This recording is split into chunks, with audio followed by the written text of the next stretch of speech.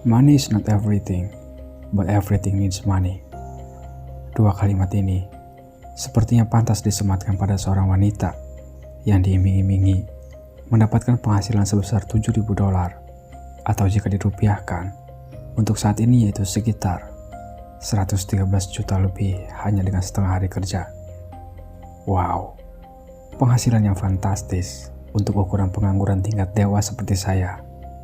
Namun kesalahan wanita ini, yang juga umumnya seringkali manusia lakukan ialah tidak mempertimbangkan bahaya dan resiko di baliknya. Dan film ini diangkat dari kisah nyata, perjuangan seorang wanita yang mencoba lari dari genggaman sindikat prostitusi.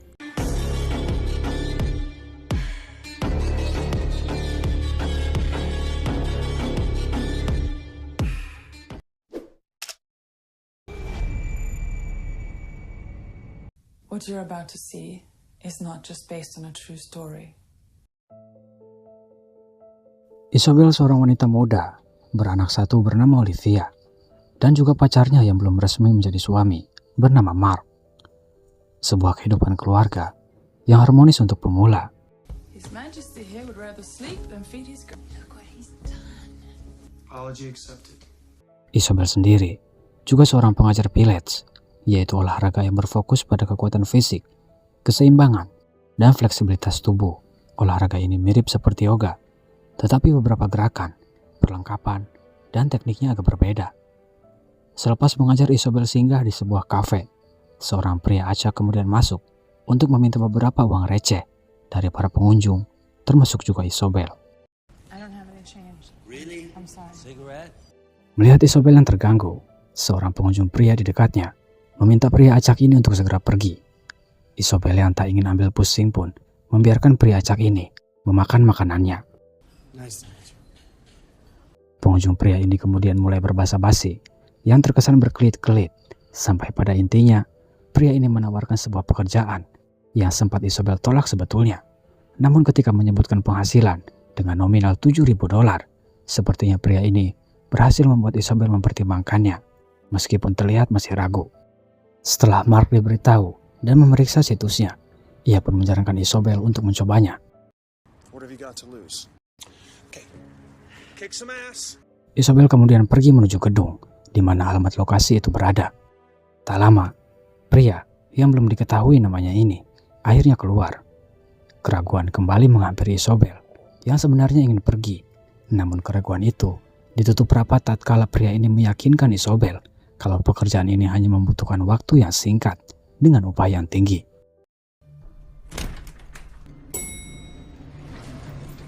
Hey, I'm Chloe. Isobel disambut hangat oleh seorang wanita bernama Chloe yang bisa disebut sebagai asisten si pria ini. Pemotretan pun berjalan mulus sampai akhir. Meski Isobel sedikit canggung karena memang ia tidak berpengalaman di bidang model. Well, whatever happens, it's really nice to meet you, Bob. Yes, nice to meet you too. Bye. Bye. 1 hari berselang, Chloe menghubungi Isobel kalau hasil fotonya kemarin disukai oleh klien si pria itu yang akhirnya diketahui bernama Peter. Isobel tentu senang mendengar hal itu, dan malam harinya Isobel membagi kabar baik tersebut pada Mark, pacarnya. Dirasa tak ada indikasi mencurigakan dari situs maupun personality pria bernama Peter itu, Mark tentunya semakin memberi lampu hijau. Hari kedua untuk kedua kalinya, Isobel datang ke gedung yang sama sesuai perjanjian. Hari di mana ini menjadi awal penyesalannya. Tepat di depan pintu ruangan, Peter menyambut hangat seperti biasa. Namun seketika, suasana menjadi berubah dan hening.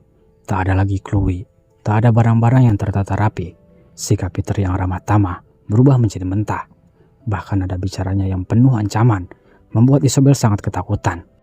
Mencoba mencari cara untuk mengelabui Peter, Isobel meminta izin untuk pergi ke toilet. Namun tentu saja, Peter tidak bodoh dan membiarkan Isobel membawa handphonenya. Di dalam toilet, Isobel berupaya mencari jalan keluar untuk melarikan diri. Namun sayangnya, Peter segera menghampirinya dan memberikan kantung yang berisi pakaian agar Isobel mau mengganti pakaiannya. Namun Isobel yang menolak, sehingga Peter memukulnya tepat di leher. Merasa tak ada pilihan, ia pun menuruti semua perkataan Peter, hingga Isobel jatuh pingsan setelah menenggak susu yang sudah dicampuri dengan obat tidur. I wanna go home.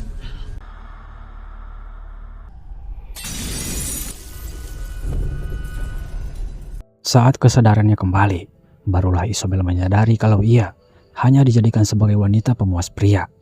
Usaha untuk mencari jalan keluar pun tampaknya hanya sia-sia. Tak hanya itu, ia juga mencoba bernegosiasi dengan akan memberikan uang, asalkan dia bisa dibebaskan. Namun Peter sama sekali tak tertarik dengan tawaran itu. Mau tidak mau, suka tidak suka, Isobel halus rela diperjualbelikan kepada para klien yang menginginkannya. Tanpa Peter sadari, Isobel sebenarnya sudah mengalami kehamilan yang sudah menginjak 3 minggu. Namun, dia tetap tak ingin melepaskannya.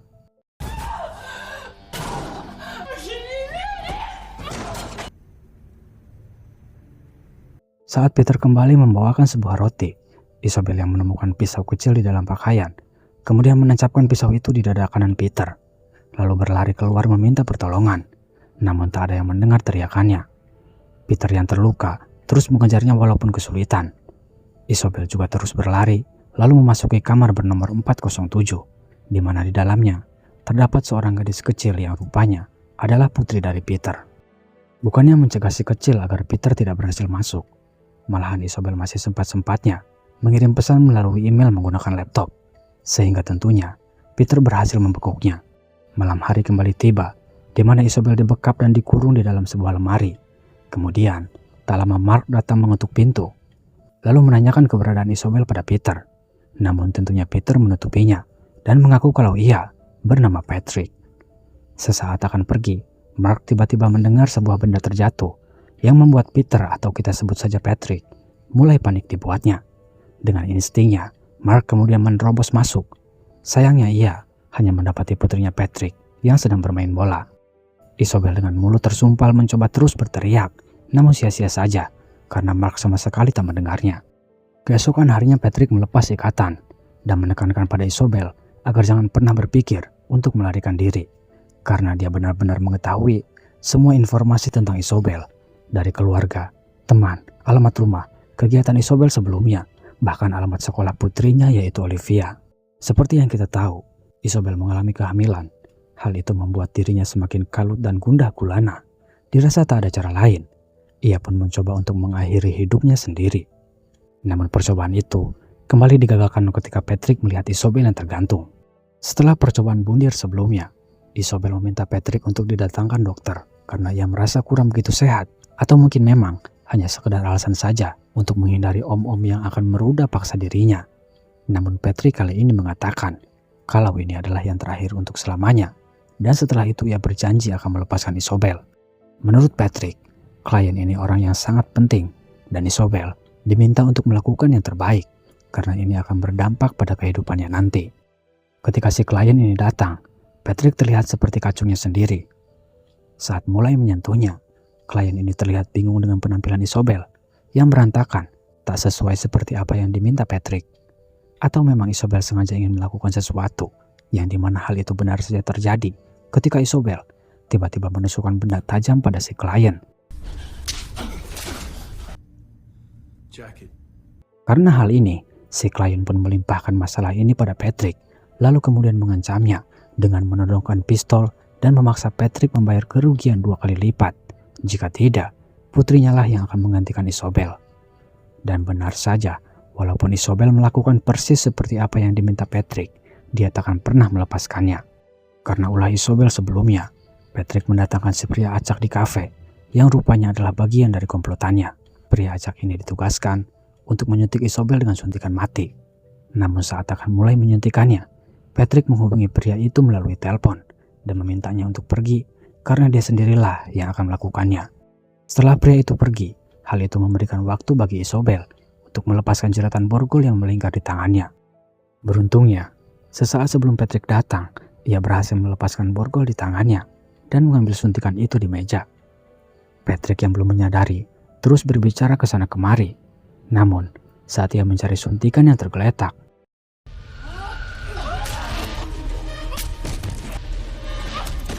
walaupun Isobel gagal menusukkan suntikan itu, tetapi ia berhasil melumpuhkan Patrick dengan tinju borgolnya, lalu melarikan diri dengan menuruni tangga dan terus berlari sampai ia mendapatkan pertolongan.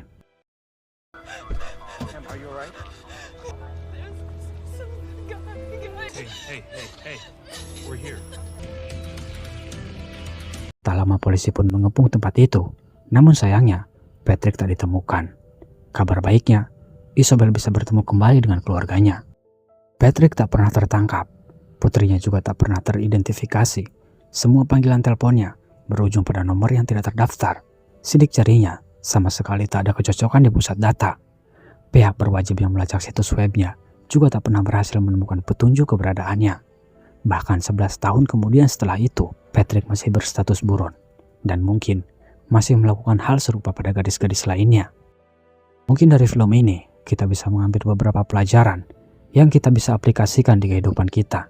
Tak ada salahnya berhati-hati, karena ketika bahaya datang, ia tak memandang materi. Dan film pun berakhir.